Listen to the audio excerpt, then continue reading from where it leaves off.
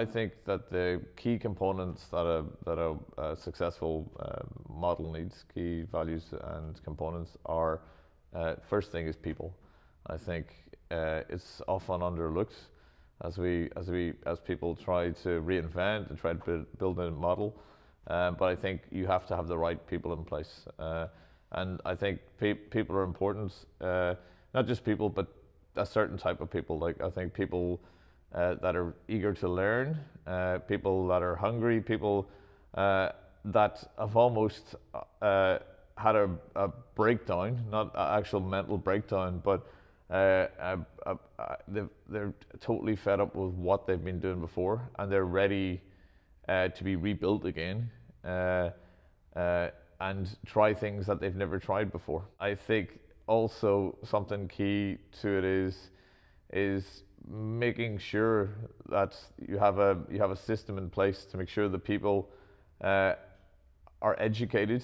So I think education within the workforce is super important for them. Education, some system to help them to learn, to grow, to take their own responsibility, I think is super important. So I know it's another people thing, but I think it's great.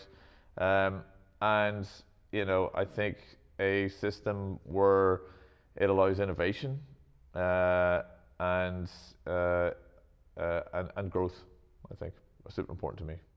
I think technology is amazing. I think it's given. I think creativity is creativity, but it's given a new platform to play on. I think it's helping people be more creative and get more creative ideas out, because technology is changing so quickly that creatives have an opportunity to get even more of their ideas out. I think it's made creatives have always been good at coming up with ideas quickly, but I think technology has given them the platform to realize more of their ideas.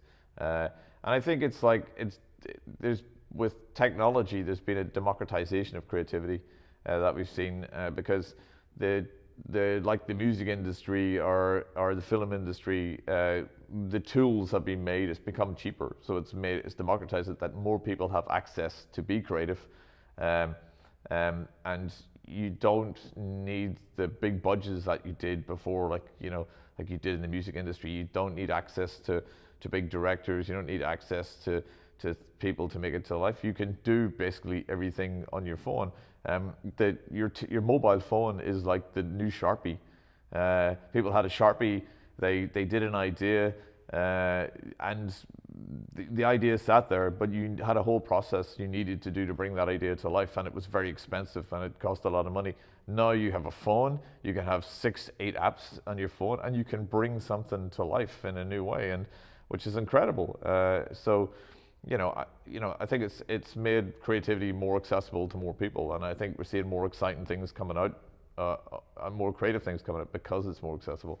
So I think it's been massively, and I think and both, like, creativity is driving technology, and technology is driving creativity. I think they're feeding each other more than they've ever done, which I think is super exciting.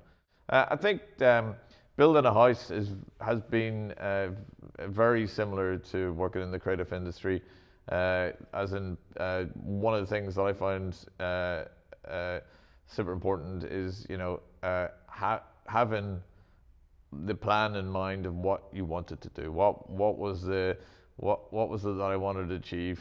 So starting again with a concept or a strategy of what I wanted to achieve.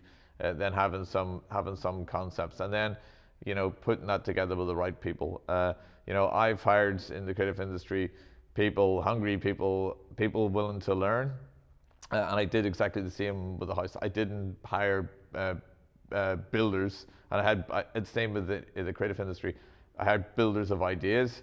This time I hired builders of houses, but people who the building methods weren't set in stone. There was something to mold. They wanted to learn, taking the latest technology that was available online, learning new methods to make things, and teaching it to them.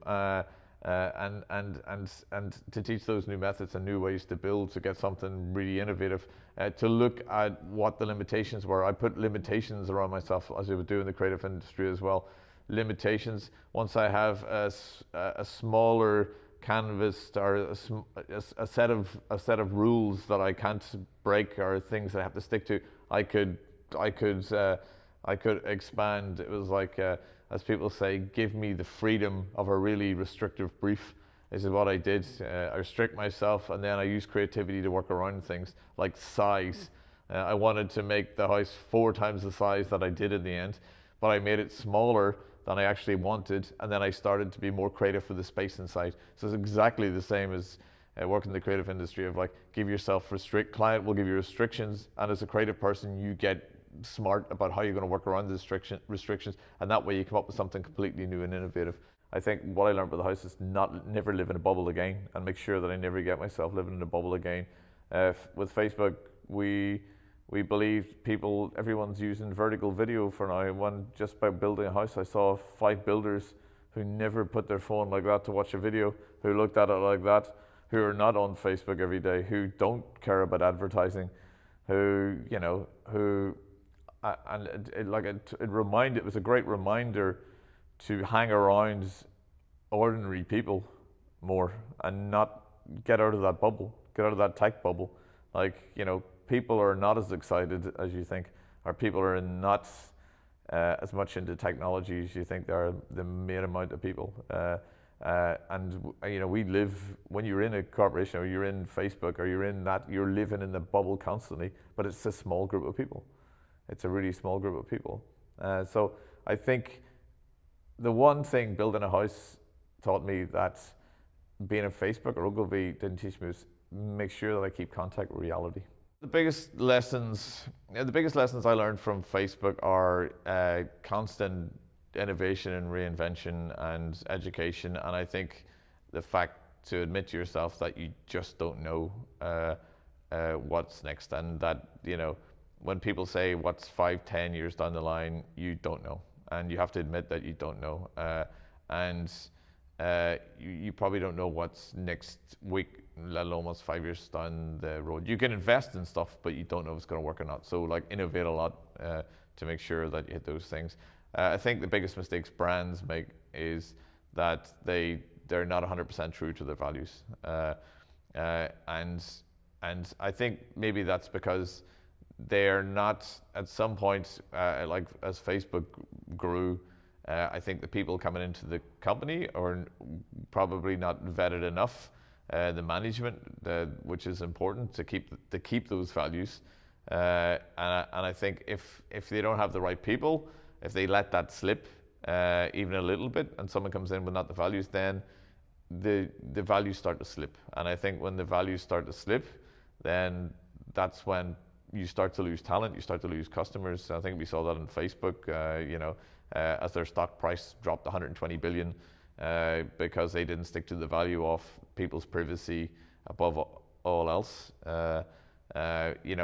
We see it with places like agencies. If they tell people to come in because it's about creativity and they don't stick to that, it becomes about something else, then people will leave. So I think it's like the biggest mistake they make is not sticking to the core values or forgetting the core values. So I think they should be repeated like wedding vows, on a daily basis.